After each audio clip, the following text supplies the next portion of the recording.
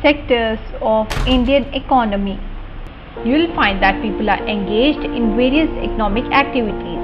Some of these are activities producing goods. There are many activities that are undertaken by directly using natural resources. We depend mainly but not entirely on natural factors like rainfall, sunshine and climate. When we produce a good by exploiting natural resources, it is an activity of the primary sector. Most of the natural products we get are from agriculture, dairy, fishing, forestry. This is known as agriculture and related sector. The secondary sector covers activities in which natural products are changed into other forms through ways of manufacturing that we associate with industrial activity. This could be in a factory, a workshop or at home. This sector gradually associates with the different kinds of industries that come up with. It is also called as an industrial sector. After primary and secondary, there is a third category of activities that fall under tertiary sector and is different from the above two. These are activities that help in the development of the primary and secondary sectors.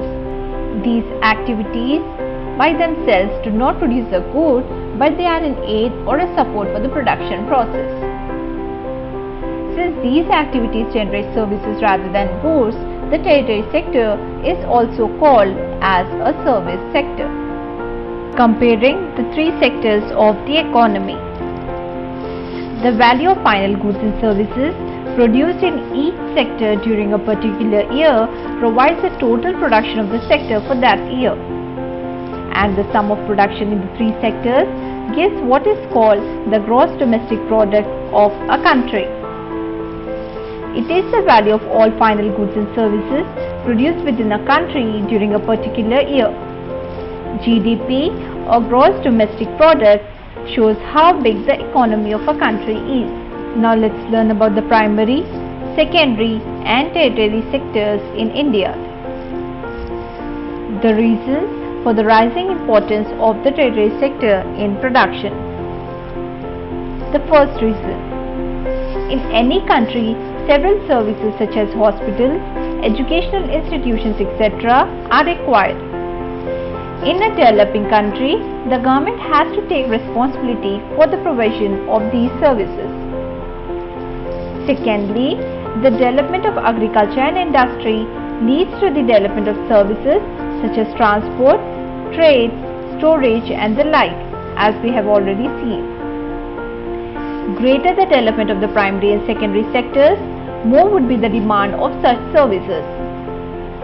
And the third reason is as income level rises, certain sections of people start demanding many more services like eating out, tourism, shopping, private hospitals, private schools, professional training, etc. to name a few. And the fourth reason, for the past decade or so, certain new services such as those based on information and communication technology have become important and essential. The production of these services has been rising rapidly. Here we can see the sectors of industry. Although there are hundreds of different jobs or occupations, they can all be classified into four categories: primary, secondary, tertiary and quaternary.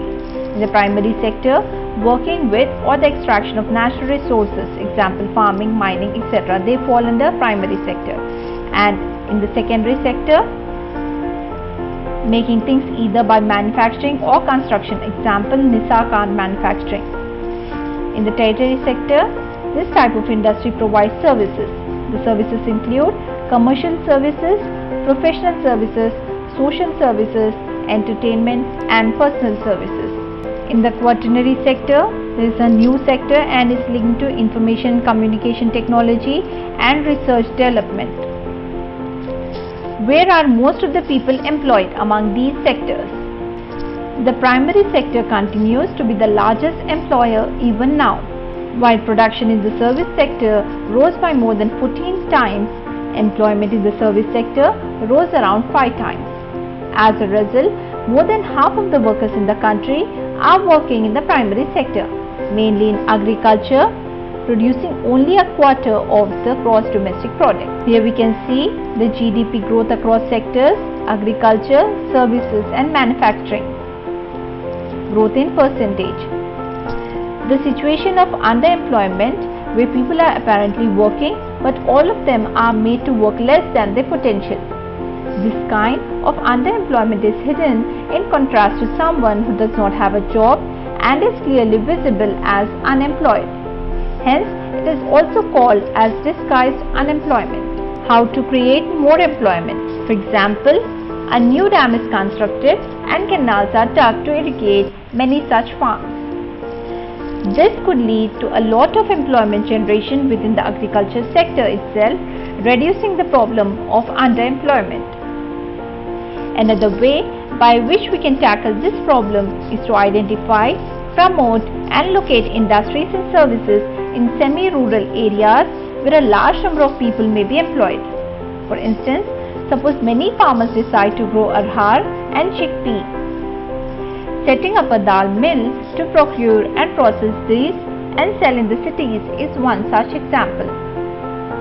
Every state or region has potential for increasing the income and employment for people in that area. It could be tourism or regional craft industry or new services like information technology. The central government in India made a law implementing the right to work in 200 districts of India and then extended to an additional 130 districts. It is called National Rural Employment Guarantee Act 2005. Division of sectors as organized and unorganized. Organized sector covers those enterprises or places of work where the terms of employment are regular and therefore people have assured work. They are registered by the government and have to follow its rules and regulations. Workers in the organized sector enjoy security of employment, whereas in the unorganized sector it is characterized by small and scattered units which are largely outside the control of the government. There are rules and regulations, but these are not followed. Employment is not secure in unorganized sectors. So how to protect workers in the unorganized sector? A large number of workers are forced to enter the unorganized sector jobs which pay a very low salary. They are often exploited and not paid a fair wage.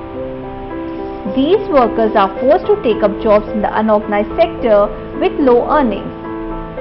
Hence, besides the need for more work, there is also a need for protection and support of the workers in the unorganized sector.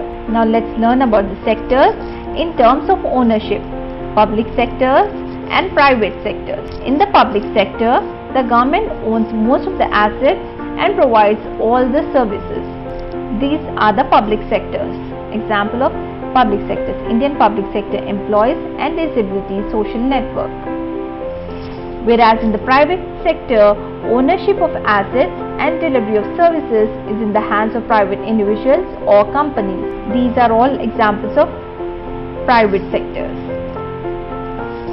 Railways or post office is an example of public sector, whereas companies like Tata Iron and Steel Company Limited or TISCO or Reliance Industries Limited are privately owned. Farmers need to be supported through adequate facility for timely delivery of seeds, agricultural inputs, credit, storage facilities and marketing outlets. Let us quickly study the chapter sectors of the Indian economy, sectors of industry, primary, secondary, tertiary and quaternary. The jobs which fall in the category primary, secondary, tertiary and quaternary. Comparing the three sectors, the GDP, gross domestic product of the country, the growth across sectors. Agriculture constitute 2%, services and manufacturing. Division of sectors into organized sector and unorganized sector. Organized sectors are more stable compared to unorganized sectors. Sectors in terms of ownership, these are public sectors, these are the private sectors. I hope the topic is clear.